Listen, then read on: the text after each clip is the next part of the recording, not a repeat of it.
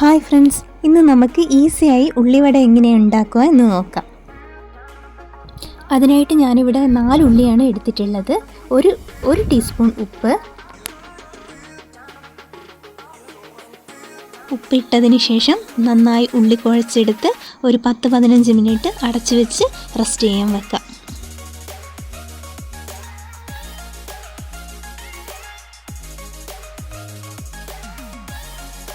പത്ത് 15 മിനിറ്റ് കഴിഞ്ഞാൽ പിന്നെ സവാളയിൽ നിന്നും വെള്ളം വന്നു തുടങ്ങും.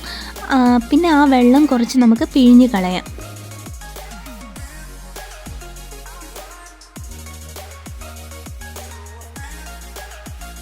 ശേഷം കുറച്ച് ഇഞ്ചി,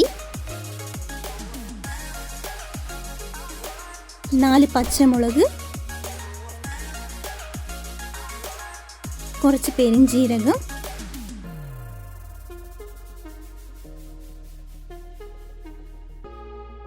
3 ടേബിൾ സ്പൂൺ മൈദ, 3 ടേബിൾ സ്പൂൺ കടലപ്പൊടി, 2 ടീസ്പൂൺ കാശ്മീരി മുളക് പൊടിയും കൂടി ഈ സമയത്ത് ചേർക്കണം. ഞാനിവിടെ ചേർക്കാൻ വിട്ടുപോയി, ഞാൻ പിന്നെയാണ് ചേർത്തത്.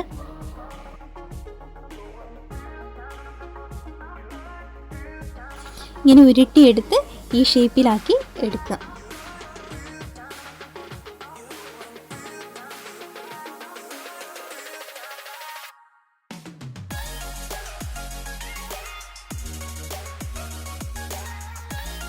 ശേഷം പാനിൽ കുറച്ച് എണ്ണ ഒഴിച്ച് ഫ്രൈ ചെയ്തെടുക്കാം.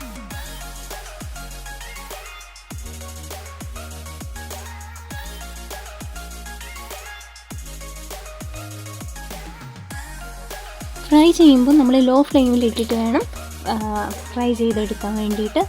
അതൊന്ന് ശ്രദ്ധിക്കേണ്ടതാണ്.